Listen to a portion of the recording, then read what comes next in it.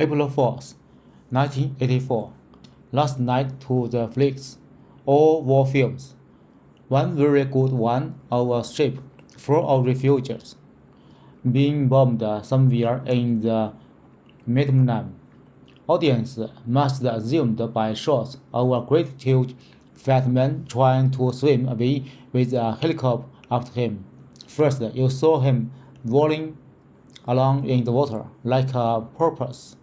Then you saw him through the helicopter gun sight. Then he was full of holes, and the sea round him turned pink, and he sank as suddenly as though the holes had let in the water. Audience roared with laughter when he sank.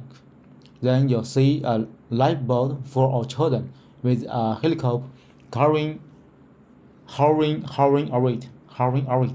There was a middle-aged woman. There was a middle-aged woman, might have been a Jewess, might have been a Jewess, sitting up in the boat with a little boy about 3 years old in her arms. Little boy screamed with fright and hiding his head between her breasts, as if he was trying to bury right into her, and the woman putting her arms round him and comforting him, although she was blue with fright herself, all the time covering him up as much as possible, as if she thought her arms could keep the bullets off him. Then the helicopter planted 20-kilo bombs, and among them terrified Flash, and the boat went all to Matchwood. Then there was a wonderful shot of a children's arm going up, right up into the air. The helicopter with a camera in its nose must have followed it up, and there was a lot of applause. And there was a lot of applause from the party seats, but a woman down in the profile part of the horse suddenly started kicking off force and shouting there didn't or shout it not in front of kids. They didn't it on the right, not in front of kids. It owns until the police turned her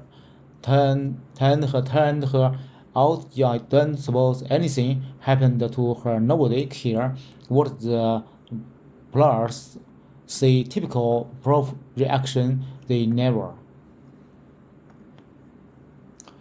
Winston stopped writing, partly because he was suffering from cramp. He did not know what had made him pour out this steam or rubbish. But the curious thing was that while he was doing so, a totally different memory had clarified itself in his mind, to the point where he almost felt equal to writing it down. It was, he now realized, because of this other incident, that he had suddenly decided to come home and begin to the dairy today. It had happened that morning at the ministry, if anything so nebulous could be said to happen. It was nearly evening 100, and in the records department, where Winston worked, they were dragging the chairs out of the cubicles and grouping them in the center of the hall opposite the big telescreen, in preparation for the 2 minutes hit. Winston was just taking his place in one of the middle rows when 2 people whom he knew by sight, but had never spoken to, came unexpectedly in the room. One of them was a girl, whom he often passed in the corridors.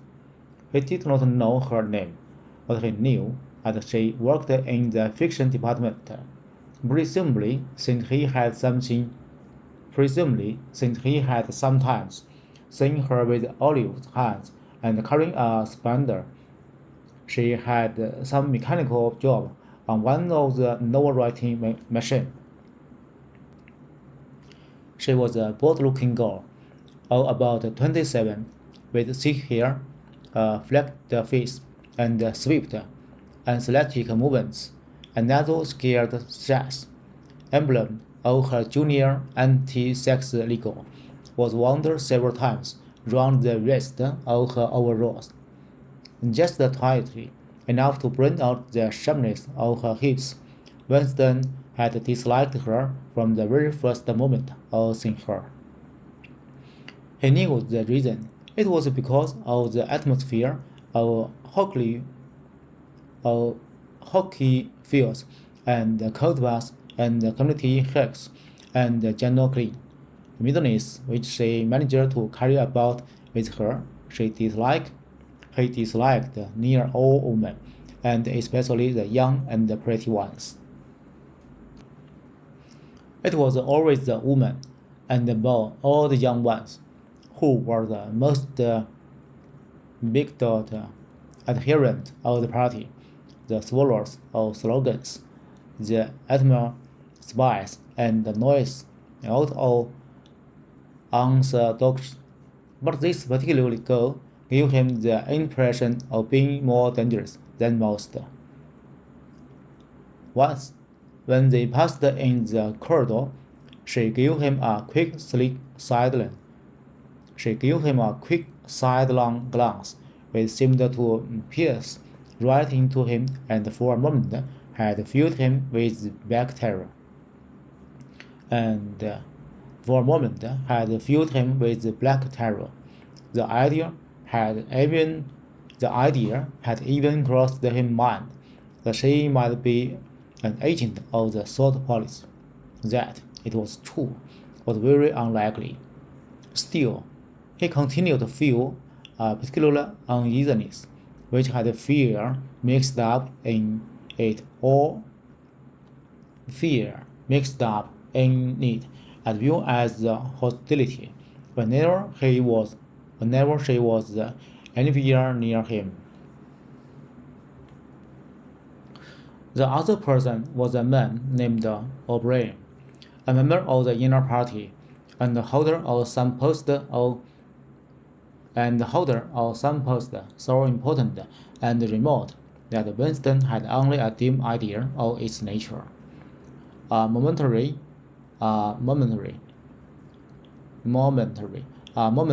hush passed over the group of people around the chairs as they saw the black overall of an inner party member approaching. O'Brien was a large, burly man with a thick neck and a coarse, humorous, brutal face. In spite of his formidable appearance, in spite of his formidable appearance, he had a certain cheer of manner.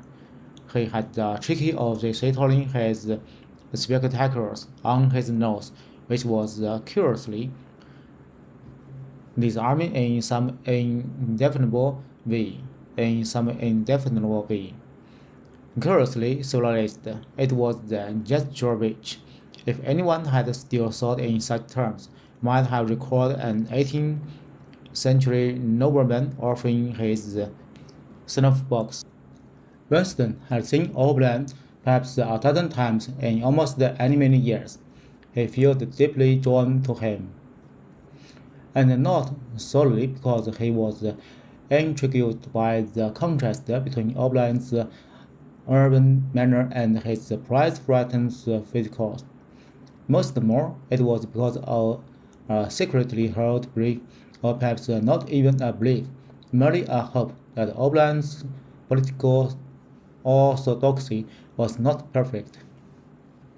Something in his face suggested it irresistibly. And again, perhaps it was not even orthodoxy that was writing in his face, but simply intelligence. But at any rate, he had the appearance of being a person that you could talk it. Somehow you could cheat the telescreen and get him along. Winston had never made the smallest effort to verify this guess. Indeed, there was no way of doing so. At this moment, O'Brien's glance at his best watching saw that it was nearly every 100, and evidently, evidently, and evidently, and evidently decided to stay in the record department until the 2 minutes halt was over. He took a chair in the same row as Winston, a couple places away. A small, sad-haired woman who worked in the next cubicle to Winston was between them. The girl with dark hair was sitting immediately behind. The next moment, a hideous greeting speech, as though some monstrous machine running without oil, bursting from the big telescreen at the end of the room. It was a noise that set one's teeth on edge and restored the air at the back of one's neck. The heat had started. As usual, the face of Emmanuel Goldensteer, the enemy of the people, had flashed onto the screen. There were the hisses here and there among the audience. The little sad-haired woman gave a squeak of mingled fear and disgust.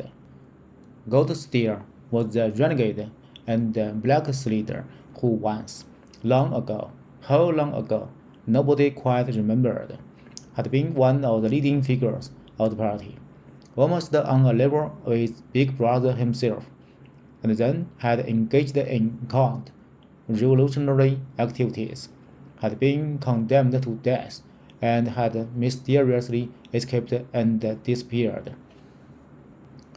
The programs of the 2 minutes hit varied from day to day, but there was none in which Goldstein was not the principal figure.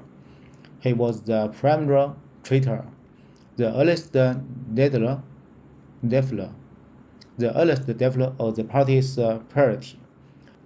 All subsequent crimes against the party, all treasonous acts of sabotage, hisses, diversions, sprang directly out of his teaching. Somewhere or other he was still alive and hating his conspirators, perhaps somewhere beyond the sea, under the protection of his foreign paymasters. Perhaps even so it was occasionally ruminated in some hiding place in Oceania itself.